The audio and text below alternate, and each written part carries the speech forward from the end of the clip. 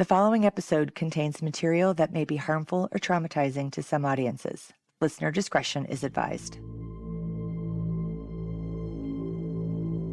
In 2013, the discovery of Cleveland's House of Horrors dominated the headlines. 3 women held captive in a home, neighbors completely unaware of the terror that was happening behind closed doors of the house on Seymour Avenue. Gina DeJesus was the youngest of the 3, abducted from a busy street while walking home from school 9 years before. They are the 3 brave women who survived years of captivity in a house of horrors. Now they are rebuilding their... From Cast Media, this is Media Circus, an inside look at private tragedy in the public eye. I take high-profile crimes you might think you know and connect you with the real people behind the media coverage to share their stories, in their own words, on their own terms. I'm Kim Goldman.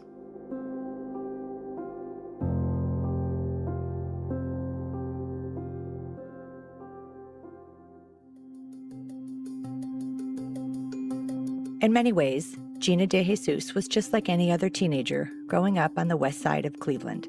The 7th grader came from a large Puerto Rican family with whom she loved to spend time.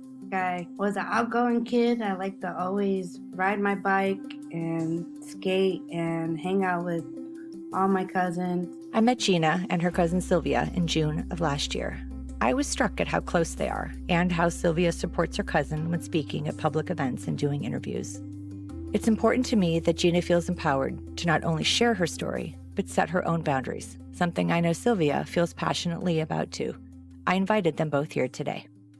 Tell me a little bit about your childhood. How did that look? Me and my best friend all the time, we would go skating every Friday and Saturday. That was like our main thing. The whole week we'll just go to school, and then like the weekend would come and then we were so excited to go skating. Gina would spend her days roller skating, drawing and playing with kids around the neighborhood, and mimicking her older cousin Sylvia. I would come around and I would be in heels. Gina would flip-flop around in my heels. Like any other kid, Gina sometimes got into trouble. You know, typical teen stuff. We would wake up early in the morning and we would ride our mopeds, and it'd be so loud that we would wake up neighbors. Like getting kicked out of the local corner store. And we would run down the aisles and like go to the back room where we wasn't supposed to.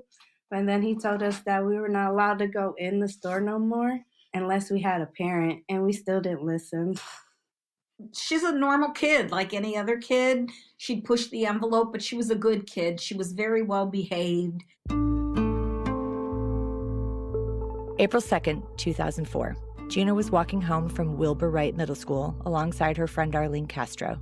It was a Friday, so she wanted to strap on some wheels. I was like, let's go skating. I forgot that I was grounded, and I was trying to make all these plans. And then I was like, oh, can't, I'm grounded. So do you want to just come over? And then she said, well, I have to call my mom first. So I gave her 50 cents to use the payphone. Loaning Arlene 50 cents would change her life forever. When Arlene's mom said she couldn't come over, Gina no longer had enough money for the bus ride home. She began to walk home alone. We said our goodbyes. She went one way, I went the other way. And that's when Ariel stopped next to me and asked me if I seen his daughter, and I said, yes, she went that way. And then he asked me if I could help him look for her. So that's when I got in the car. It was Arlene's dad. She knew him well enough, and she was just with his daughter, so why wouldn't she help? He'd even gone to school with Gina's parents when they were young. I thought when he asked me, he really wanted to look for his daughter. So that's the only reason why I got in the car to help him find her. He tricked me. Nothing about that moment felt unusual, until it did. They didn't go looking for Arlene. Instead, he drove east to the house where he lived alone in Tremont, a few miles away. He pulled in the driveway and he asked me if I can help him move a speaker into the car. I said, yeah, I'll help you, and went inside, and then he locked the door. I didn't think that I was being kidnapped, not just quite yet, but I was feeling a little nervous. He was doing some weird stuff, like he was putting on like eyeliner underneath his eyes and like filling in his beard, and then He tried touching me, and all I could think of is, you could get into real big trouble. And I said that to him, and then he told me that I can't go out the same door that I came in, and I said, what? What is this? I was just trying to figure out a way to get out of there. Gina was told she had to leave the house through the basement. She followed directions. To find out it was the basement, that he was going to chain me up to the pole. I started yelling, and he told me to be quiet, and he put the pillow over my face. I kept screaming. That didn't help me. Then I tried to trick him. I made it to like the first step to go up the stairs, and he pulled me, and I fell, and then I was laying on my stomach, and then he sat on my back, and I was really mad, so I started kicking him, and I just kept kicking him, and I guess I bruised all his upper, like his shoulders and underneath his chin and stuff. Wow. And what really made me mad is that he told me 2 days later that if I would have kept doing it, I probably would have killed him. And I said, now you tell me, and I just wish I would have kept kicking him. So I wouldn't have to stay there for 9 years. While Gina fought, her parents worried. Why hadn't she made it home from school yet? Because Gina's a creature of habit, her parents knew pretty quickly something was not right. They called the police and reported Gina missing right away, but law enforcement had their own theory. The detectives, I think, came pretty quickly and again said, well, she's a runaway, she'll come back. And her mom, she just kept saying, no, something's happened. Something's really happened. And it took a couple of days for them to really understand. Gina didn't run away. So it was really tough. And then, you add to it the poor Puerto Rican in the hood. It wasn't helpful. Gina never returned home. Police launched a massive investigation. The FBI got involved almost immediately, interviewing 200 people in the first week alone. Gina's family scoured the neighborhood, posting flyers, searching abandoned buildings, flipping over dumpsters, and knocking on doors. They named her cousin Sylvia the family spokesperson. She turned to the media and asked for the public's help. Another emotional day as a family hopes for the safe return of their 14-year-old daughter, searching for Gina.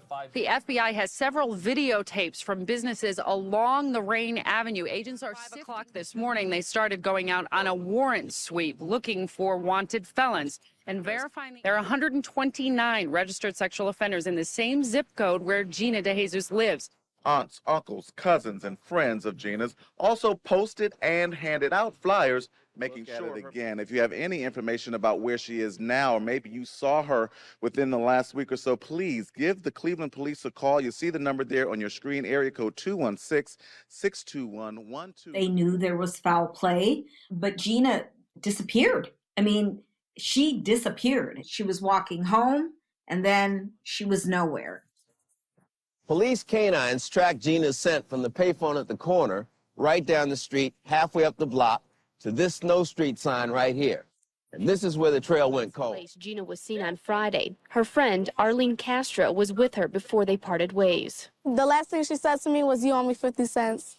That's Gina's friend, Ariel Castro, who would search for Gina and plead for her safe return in the media, having no idea that Gina was actually chained up in a basement a few short miles away, held captive by Arlene's own father.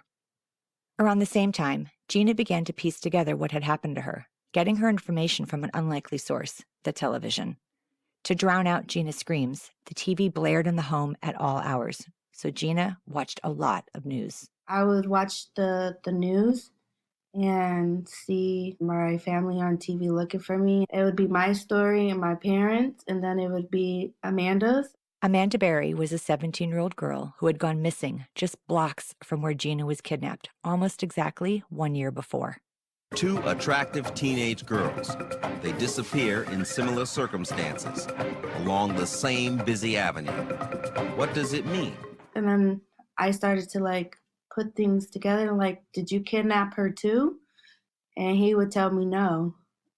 And then I would only think that I was the only one there until later on, probably a month and a half after he put me upstairs in a room And I was always wondering why he would come up the stairs and go into the other 2 rooms, and to find out there was 2 people in there.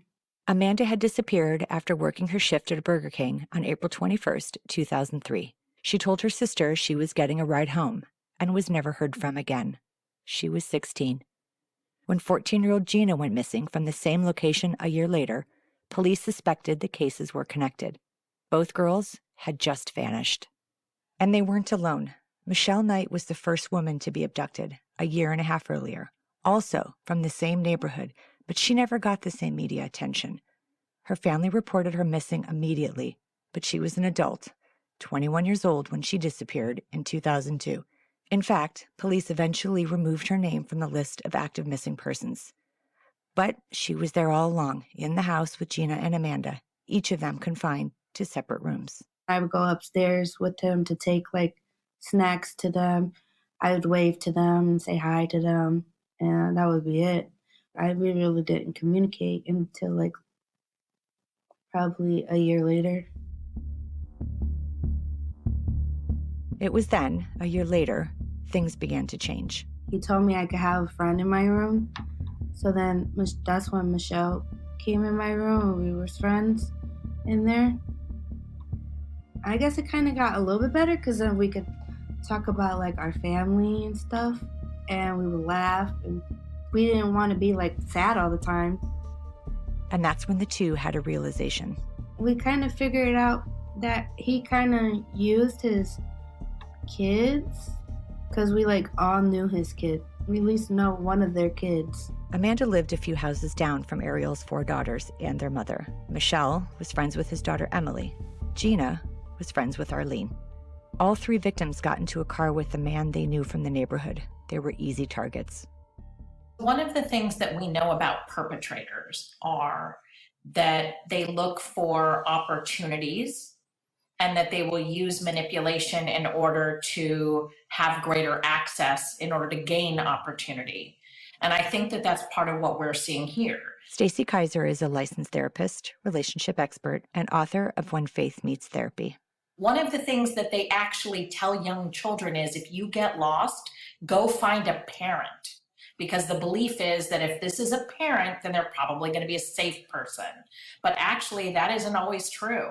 And so part of what has to happen is we now have to have these concerns and fears that nobody is trustworthy unless we truly know them, and then they still might not even be trustworthy. The women were chained to each other, to poles, to their beds, controlled by a manipulator, a monster who made his victims feel like they might soon be freed. When I had the rope on my arms, he said after my scars will heal, then he will let me go. But he just never let me go home. Were you believing that today was going to be the day that he was going to let you go? After a while, I kind of just was like, you're lying to me. You're just lying. But then I had to still be in survivor mode and just hope that maybe he would, even though I'm trying to figure out how to get out or escape. Gina dreamed of escaping, but never found her chance. Every little thing would always make me jump. I was scared every day because I didn't know what he was going to do. But he was always next to me, so it was somewhat kind of hard to even try to escape. I feel like that's why sometimes when people today, I would have did this or I would have did that differently to try to get out, that's a little annoying. Right, because people don't know what it's like. They slept on a bare mattress infested with bedbugs. No access to a bathroom, just a plastic toilet. And attached to a rusted chain used to bind them to the bed and each other. Gina isn't comfortable discussing the specifics of what happened to her in the house on Seymour Avenue, and out of respect for her story, I won't get into details. What I will tell you is that Amanda Berry gave birth to a daughter while imprisoned, and that she and Michelle Knight, the oldest of the 3, are much more vocal about what happened throughout that decade. But today, this is Gina's story, and it needs to be on her terms. Gina knew from watching TV that her family and the entire community was looking for her. She hoped the noise from the house would get the neighbors' attention. I thought the TV being loud and the radio being loud in the hallway and then the radio downstairs I thought all of that was strange, and no one caught on to it, not even the neighbors. But it was part of the monster's master plan to silence the noise of the house, specifically their screams. I tried hitting the window, screaming at the window. I could see people in the front hanging out, partying, and stuff like that. But I guess they didn't hear me. So I guess after a while, it was pointless of me screaming. They couldn't hear us scream at all.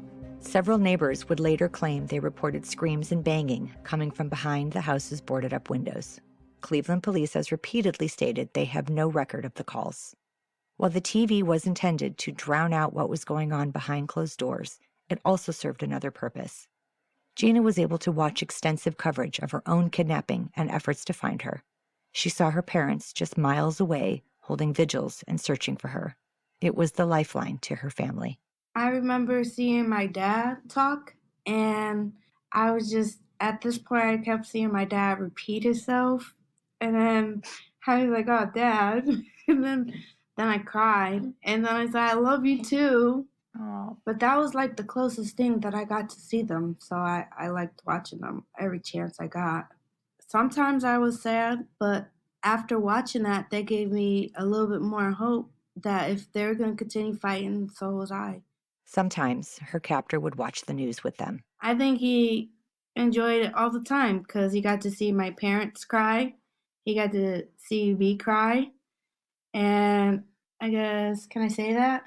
You can say whatever you want. He got off on that. I think he admired his work because he got away with it. Gina's abduction reached far beyond local news. America's Most Wanted shared her story 1 week after she disappeared. And tonight we break news that the search for a missing local teenage girl is about to go nationwide. Please pay close attention to this missing child alert. Tomorrow night at 9 p.m., the entire nation will get a chance to join the hunt for Gina DeJesus. The 14-year-old's disappearance will be featured on Fox's America's Most Wanted with host John Walsh. Other shows followed suit. Jeffrey Wan sat down with the DeJesus family to give his psychic insight into the alleged abduction of their daughter, Gina. But as it often happens, with no leads over the weeks, months, and then years that followed, the coverage also began to dissipate, eventually only mentioning Gina on and around April 2nd, the day she went missing. The coverage initially, I want to say for the first couple of weeks, maybe almost a month, was pretty robust. And then after that, it was just another cycle in the news. Yeah. And less the story would get covered. Somebody else was hurt. Somebody else went missing. Wasn't salacious anymore. And people forget. They have short memories. And she was the wrong demographic.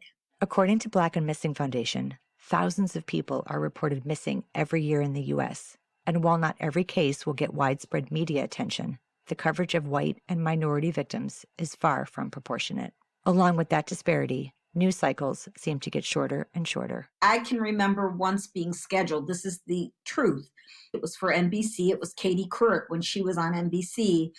And I was supposed to do an interview, and I was prepared. And we got bumped that morning. They decided I'll never forget it, and I'll never forgive them, ever forgive them.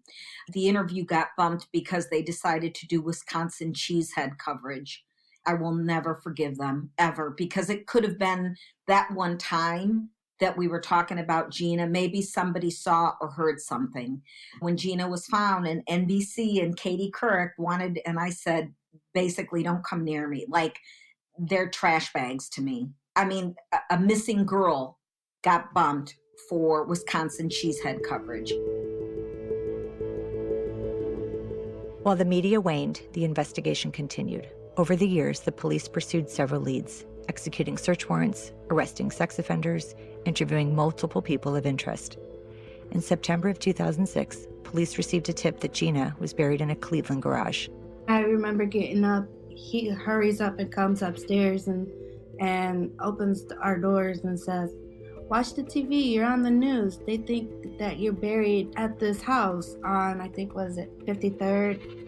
With all three girls still missing, police get a hot tip on Gina DeJesus in September 2006. They dig up a Cleveland garage floor, another dead end. I was like, I'm right here. I'm literally right down the street. And you guys are digging there. It just made me upset that they put my family through that. But through the anguish and heartbreak, the uncertainty and the false leads, Gina's mom, Nancy, somehow never lost hope. Gina knows, I've said it, there were times when I thought this isn't going to end well, but Nancy never, ever gave up. I feel it. A mom feels it. My daughter's alive. She's somewhere. She said, I can feel my daughter. And you just have to believe it because she never wavered. Never. I don't remember in those 9 years, Nancy wavering once. Not once. Not once. Coming out. My daughter is out there somewhere. Somebody knows something.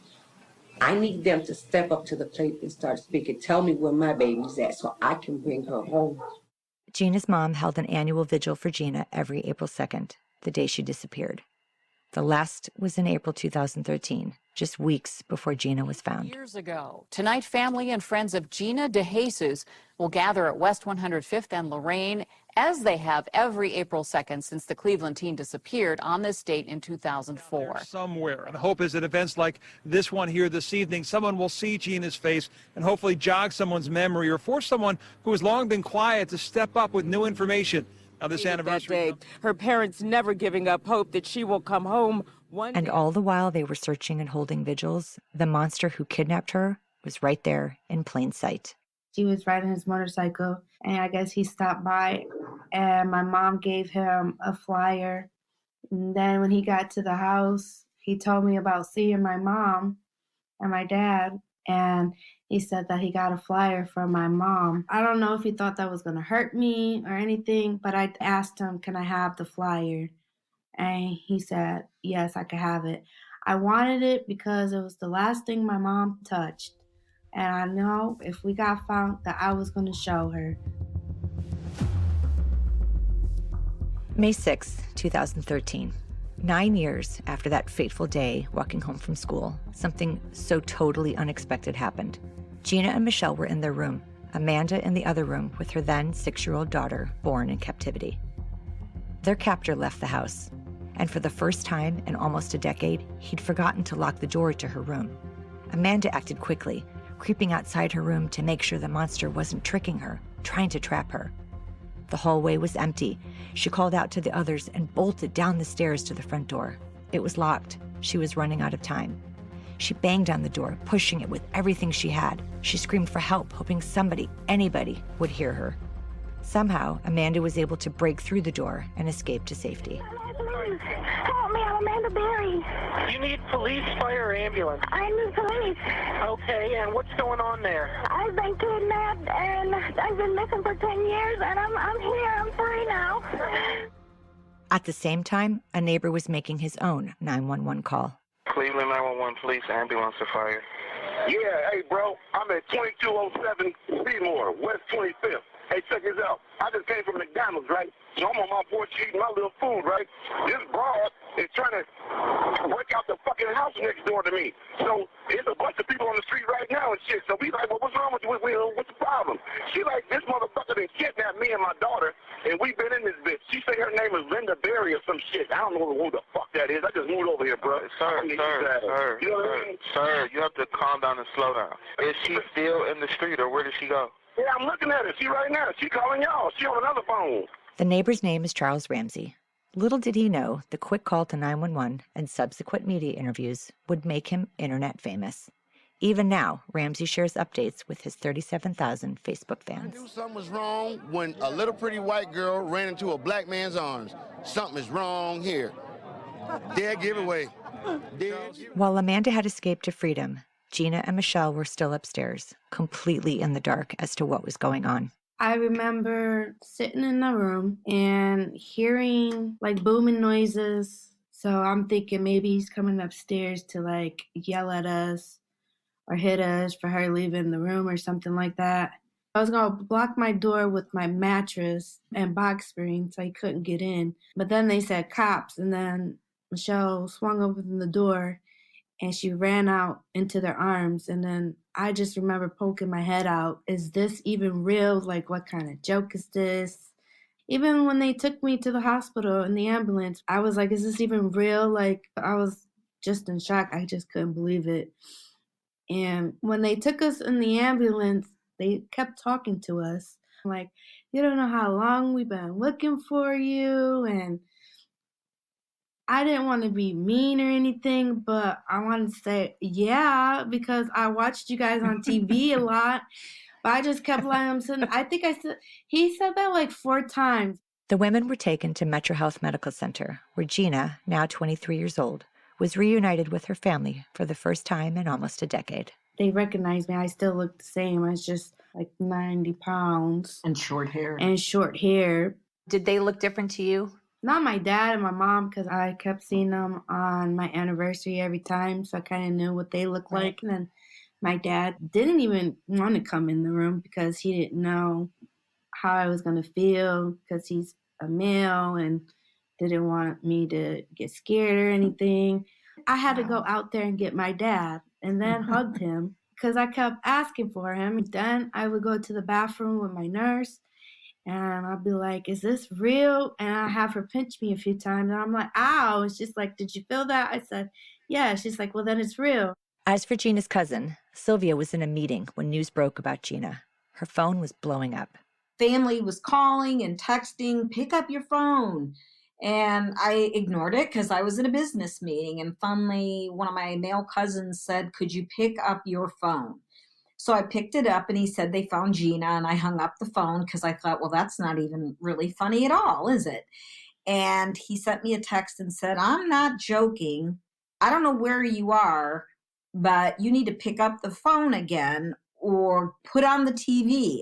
Sylvia was still the family spokesperson, and the media wanted their story, and they weren't going to stop until they got it. Sylvia got a call from a family member. Her Aunt Sandra called and said, I don't know where you are and what you're doing, but you have 24 hours or I'm going to murder the media. So I literally had 24 hours to get home. When Gina was released from the hospital, she was first taken to a hotel before going home. At the same time, Amanda Berry would be discharged and sent home 2 days after they were found.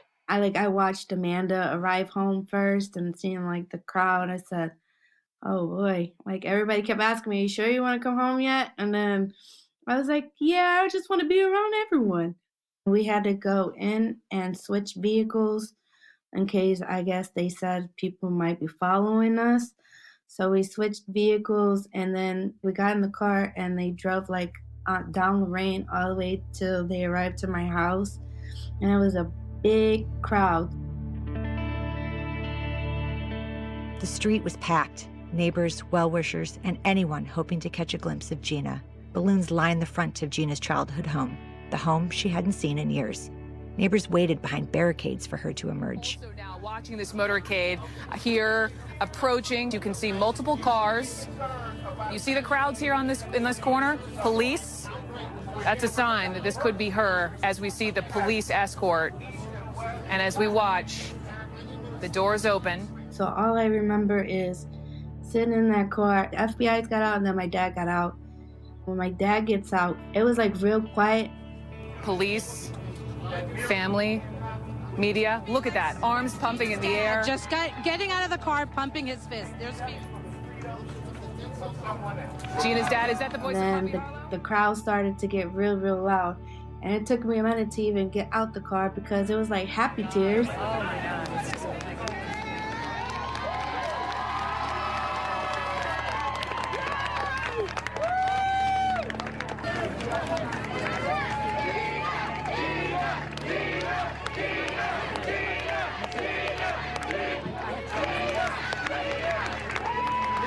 They actually are welcoming me home too. So I hurried up, wiped my eyes, and threw my hood on. And when I got out the car, I just threw my thumbs up to let everybody know that I was okay. And then my sister came and she dragged me inside. That was Gina DeJesus in the yellow hoodie. I don't know about you, I just got goosebumps. While they protected Gina from the media in those early days, her mother, father, and Aunt Sandra stood outside their home and addressed the community. I knew my daughter was out there alive. Yes, she was. Yes, she was. I knew she needed me, and I never gave up. My first reaction as I saw my daughter, the only thing I did was grab her and hug her.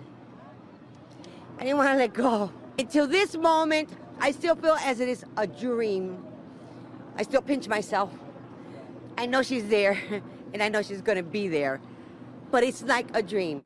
Soon after, Sylvia arrived. I walked in the house in my heels and skirt, my tight little pencil skirt. I was at a business meeting. That's how I came. My hair was really short too. And blonde. And blonde. Do you remember what you said to me? I cut my hair just like yours. Oh. She had watched me on TV, and so she cut her hair off to be just like mine. Oh my gosh. It undid me. As Gina began to assimilate at home, the media was just getting started. The rescue of the women was all over national headlines, dubbed Cleveland's House of Horrors. If they wrote this into a cop show plot, you would roll your eyes and scoff. 3 missing women, gone since they were girls, found alive together a decade later. In Cleveland, an almost unbelievable saga of a decade of depravity. Joining us, we just got our hands on the 911 call from one of the women. It's when Cleveland police pried open the front door of Ariel Castro's home. This is now reporting that that little girl that ran out of the house with Barry is her daughter. This is raising a lot of questions as to what those women went through while they were trapped there. In fact, media from all over the world crammed into that conference room trying to get the answers, but most of the answers that we're hoping to hear will have to come from Amanda Berry, Gina DeJesus, and Michelle Knight. I thought when I came home that everything was going to go back to normal. And there was like a lot of people outside, and I was just like, are they ever going to go home? They had to put tarps up. There was other news people getting on rooftops, trying to get a picture and stuff like that. And I couldn't even go outside.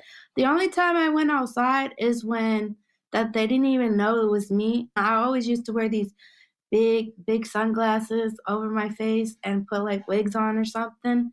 One time we had to use my cousin as a decoy because we look so much alike. And it was just for me to get my nails done because the media was so outside. Like, so annoying. And then they even threw a sandwich at my sister for her not giving them information. The 3 women who say they're not doing any interviews, and they have pleaded and asked for privacy at this time so they can continue to heal and reconnect with their families. How likely is it that the media are going to give them that privacy? Yeah, that's not going to happen. After almost 10 years forced into captivity, here was Gina, once again, stripped of her freedom and her voice. In a statement, DeJesus says, "I just want time now to be with my family." Psychotherapist Stacy Kaiser. That's what it feels like for a trauma victim. Like they literally don't have their voice anymore. And they do have their voice, but with counseling and supportive encouragement from loved ones around them that are safe people, they can learn to start to speak up and ask for things. And sometimes it starts for basic stuff, like being able to ask someone to turn on the air conditioning if you're hot, or being able to ask someone to help you if you need something small. 2 months after Gina returned home, she and the other 2 women addressed the public, releasing a brief YouTube video arranged by their lawyers. Gina's message was short and sweet.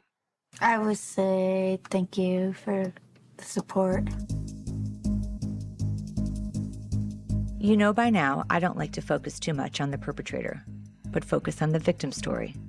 But you should know, Gina's captor pleaded guilty to 937 criminal counts, including kidnapping and rape, avoiding the death penalty. He was sentenced to life in prison, plus 1,000 years. He got 100+ years. I said, is that even possible? Then, about a month later, Gina was up late watching TV with her family when there was a news alert. Wednesday morning, we begin with that breaking news from Ohio, a truly stunning development. Ariel Castro found dead of an apparent suicide. The man who pleaded guilty earlier this year, running a house of horrors in Cleveland, was to spend the rest of his life in prison. No one knew his life would end so soon. Made me cry a little bit. I just felt like he was a coward and took the easy way out. My thoughts was, how can you take 3 people, kidnap them, take them away from their family, and you can't even last 5 months before you take yourself out? I feel like prison's not that bad. Prison, you get fed, you get showers, you get meals, you get phone calls, and you get visitation rights. I got none of that. It's been 9 years since Gina escaped that horrible house on Seymour Avenue. The media no longer camps outside her door or follows her every move. In fact, Gina and Sylvia have discovered how to use the media to spread their message. We use them and they use us. You know, we said the only way we're going to do it is if you also talk about the organization, because we're looking forward now. We understand people want to know the behind the scenes crap, but we also want to really talk about our organization, and this is a big platform to get it out there. Sylvia and Gina have teamed up to use Gina's story to support families of missing people. When I first came home, I would always ask Sylvia, what are they doing for families? Because I would always see my parents on TV and what they went through. And I didn't have a voice then. I wasn't ready to even talk or anything. So we just waited to the right time. In 2018, Gina was invited to be an ambassador and advocate for Northeast Ohio Amber Alert. A year later, inspired by that work, she and Sylvia co-founded the Cleveland Family Center for Missing Children and Adults. Their mission, to work with families who are going through experiences similar to Gina and Sylvia's. They can meet real people who've gone through what they're going through and talk about how they can take care of themselves and, you know, self-care and how they can navigate media. We're the intermediaries between law enforcement and family. The families that we help, as soon as they see her, they're like, we have hope. We have hope. And Gina tells them that, you know, like she'll say, you have to do an interview, even if you don't want to.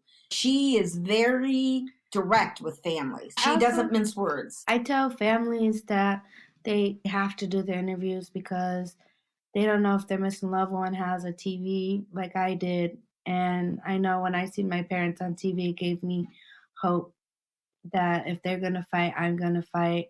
Many victims and families have a love-hate relationship with the media. I know sometimes I do, and it's no different for Gina. What is the relationship like between the three of them, among the three of them? What is that? That is the question. What's something you hate to be asked? I don't like when they ask me, why don't we talk to each other?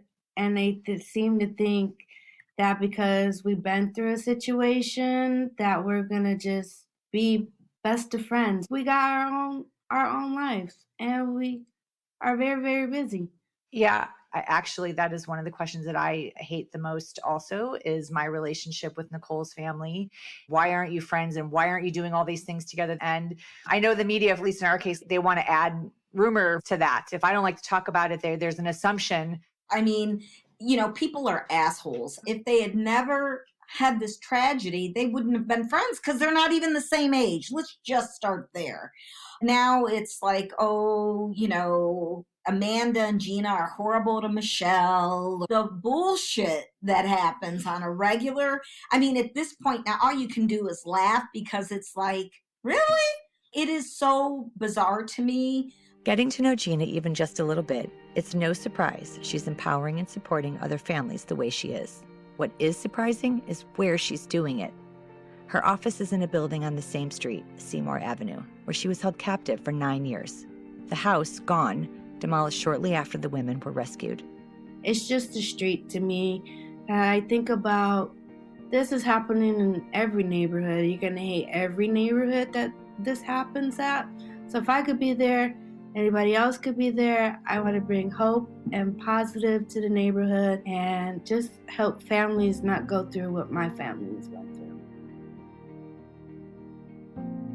Across the street from the building, a mural of Gina, reminding her and the community of her strength and resilience, and what is possible when surrounded by love, support, and healing.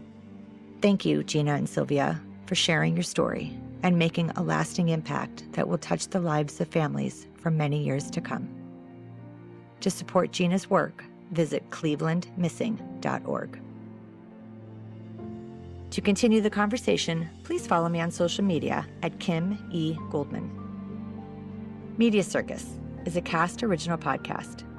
Executive produced and hosted by me, Kim Goldman. Produced by Jackie McDougall. Edited by Jordan Cantor. Mixed and mastered by Anton Doty. Harper Carlton is our associate producer.